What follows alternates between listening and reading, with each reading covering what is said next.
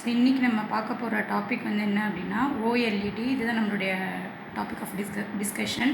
Organic light emitting diode. ஓஎல்டின்றது வந்து organic light emitting diode.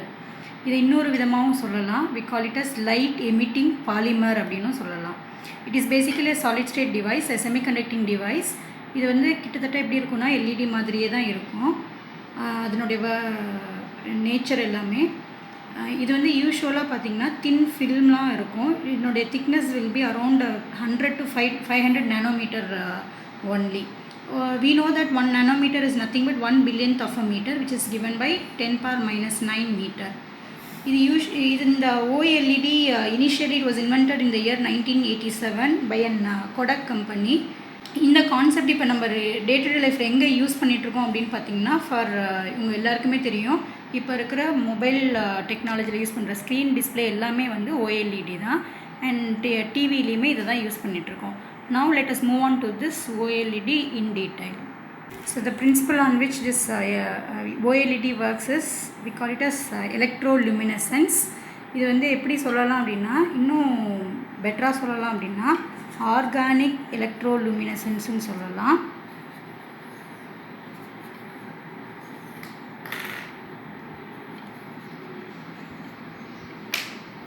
So இது எதில் யூஸ் பண்ணுறோம்னா, எலக்ட்ரோலுமினசன்ஸ்ன்றது எமிஷன் ஆஃப் அ லைட். என்ன மாதிரி ப்ராசஸ்ன்னு ஏற்கனவே நம்ம வந்து எல்இடியில் பார்த்துருக்குறோம். இது வந்து especially takes place in organic materials அப்படின்றதுனால we call this as organic electroluminescence அப்படின்னு சொல்லலாம். இது எப்படின்றது பார்த்திங்கன்னா, electroluminescence is nothing but when external bias is given, what happens, we know that for a semiconductor we have a valence band, conduction band. valence bandல இருக்கிற excitation நம்ம எக்ஸ்டர்னலாக energy feet பண்ணும்போது electrons would have been moved to higher conduction bandல இருந்திருக்கும். அப்போ அங்கேருந்து என்ன பண்ணணும்னா electrons will tend to return to ground state. அதாவது இங்கே இருக்கிற ஹோலோட அதை ரீகம்பைன் பண்ண பார்க்கும். During this combination of electron with a hole and a photon of energy E = hν will be released. இந்த ப்ராசஸ்க்கு பேர் வந்து எலக்ட்ரோலுமினசன்ஸ்னு சொல்லுவோம். பட் இது வந்து ஆர்கானிக் மெட்டீரியலில் நடக்கிறதுனால we call it as organic electroluminescence. This is a key principle in OLED. So next we'll see how it has been structured. இந்த OLEDல பார்த்திங்க அப்படின்னா வந்து we have 4 main layers. என்ன அப்படின்னு பார்த்திங்கன்னா, we have a cathode anode terminals இருக்கும். அதுக்கு நடுவில் 2 விதமான லேயர்ஸ் இருக்குது. we call it as emissive layer and another one is called conductive layer அப்படின்னு சொல்லலாம். So these 4 layers forms the structure of an OLED. So first we call it as anode, which is acting as a substrate. அடுத்து பார்த்திங்கன்னா ஒரு conducting layer இருக்குது.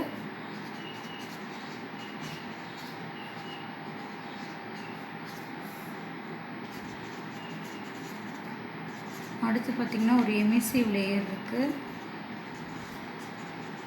And finally we do have a cathode. இதான் இந்த மாதிரி layer by லேயராக organise பண்ணியிருக்கோம். இது எல்லாமே சாண்ட்விச் ஆகிருக்கும். அதுதான் வந்து ஒரு complete structure of a OLED. So next we will see how it works. Okay, இதனோட ஒர்க்கிங் ப்ரொசீஜர் என்னன்னு பார்ப்போம். அதுக்கு இந்த ஸ்ட்ரக்சரை எடுத்துப்போம். we have 4 different லேயர்ஸ்ன்னு சொன்னேன்.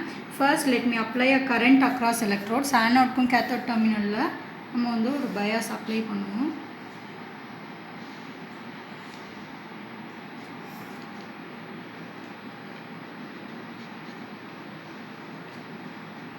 இந்த மாதிரி கனெக்ஷன் கொடுத்துட்றோம்.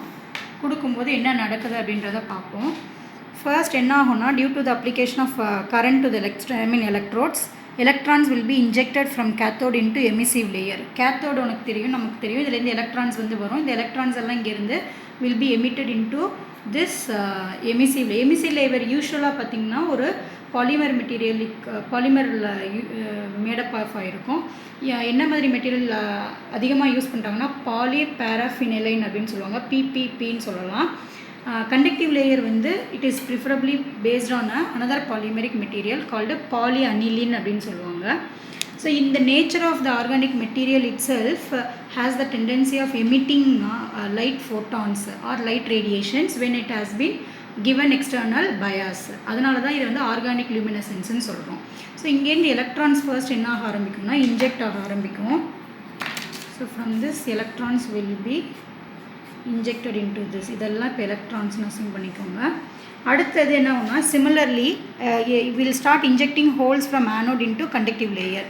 கீழே இருந்து என்ன ஆகும்னா இதில் எல்லாமே ஹோல்ஸ் இருக்குது இல்லைங்களா, அந்த ஹோல்ஸ் பாசிட்டிவ் சார்ஜஸ் வந்து will be given to this layer. Conductive லேயருக்கு ஹோல்ஸ் வந்து டிரான்ஸ்போர்ட் ஆகும். ஸோ இங்கே வந்து ஹோல்ஸ் இருக்குது. இந்த ஹோல்ஸ் இந்த கண்டக்டிவ் லேயர்லேருந்து என்ன பண்ணோம்னா இங்கே மேலே வந்து எமிசிவ் லேயருக்கு இருக்கும்போது நெகட்டிவ் சார்ஜஸ் இருக்குது, இந்த கண்டக்டிவ் லேயரில் ஹோல்ஸ் இருக்குது. So they form an electron hole pair. இந்த இடத்துல பார்த்திங்கன்னா எலக்ட்ரானும் ஹோலும் மீட் ஆகுது. ஸோ கண்டிப்பாக வந்து தே ஆஃப் அப்போசிங் நேச்சர் ரெண்டு என்ன பண்ணணும்னா they start combining with one another. Combine ஆகும்போது that energy difference must be given in the form of a light. So வெளியில் என்ன ஆகும்னா when electron meets a hole in an emissive layer, a photon will be emitted from a emissive layer. இதுதான் it's a very simple procedure. So இங்கே நமக்கு என்ன நடக்கும் அப்படின்னா photons will be emitted.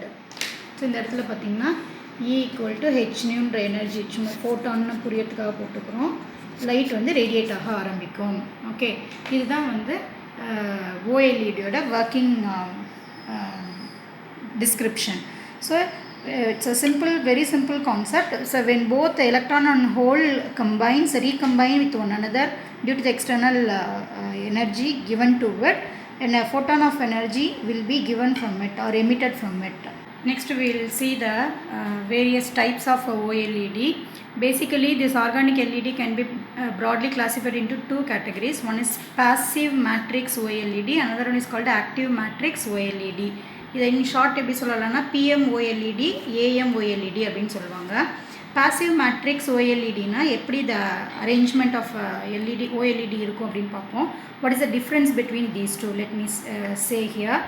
இப்போ பாசிவ் மேட்ரிக்ஸ் OLEDன்னு பார்த்தீங்கன்னா we have, so in case of a passive matrix OLED, you have active, you have anode and cathode made up of an organic materials which will be interconnected in terms of strips. இந்த மாதிரி பாரா connect பண்ணியிருப்பாங்க.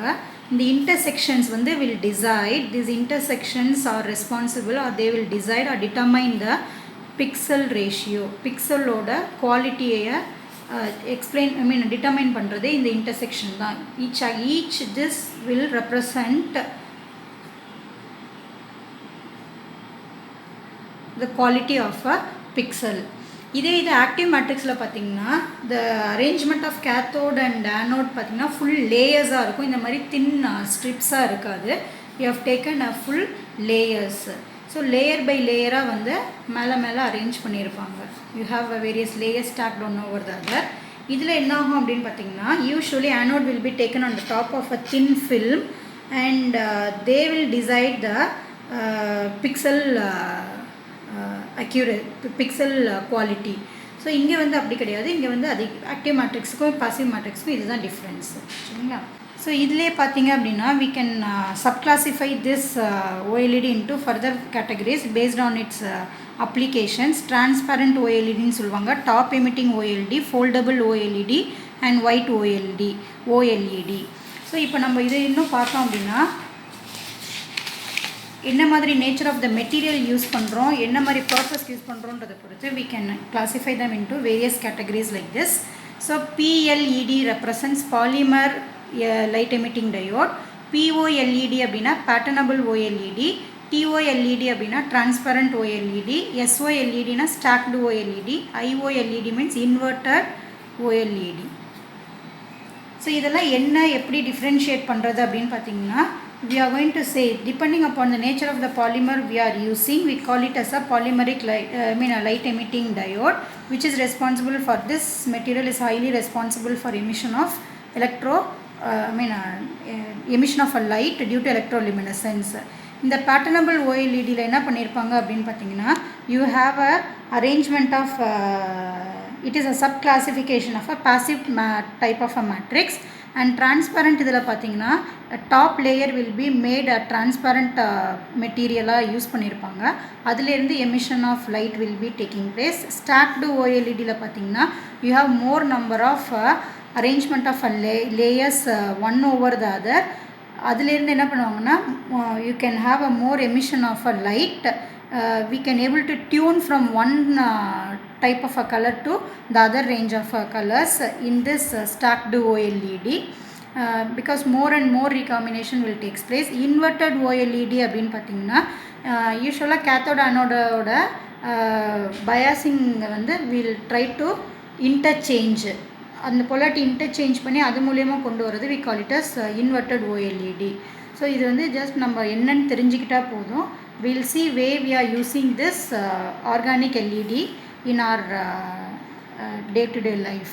So now we'll see the pros and cons of this OLED. OLED ஓட plus அப்படின்னு பார்த்தீங்கன்னா compared to normal LED, OLED will have a better brightness and high contrast.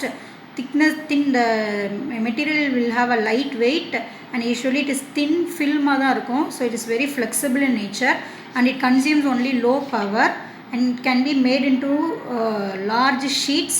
So in the color accuracy will be more in this case of OLED compared to LED. இதனுடைய disadvantage அப்படின்னு பார்த்தீங்கன்னா it has only very short lifespan or a lifetime. இதனுடைய manufacturing cost will be more here and it can be easily damaged when it is been exposed to water மேலே பட்டுச்சு அப்படின்னா we cannot guarantee for this color brightness. So very often use பண்ணும்போது கொஞ்ச நாளுக்கு அப்புறம் பார்த்தீங்கன்னா brightness வந்து dull ஆகிடும். That is the biggest disadvantage. Now will move on to the applications of this OLED in our day-to-day life. Broadly it has been used as a in displays, as a screens are used பண்றாங்க, TV, mobile, and in sometimes it can be used as a lighting devices also. So hope you would have understood the concept of this organic light emitting diodes. Thank you so much.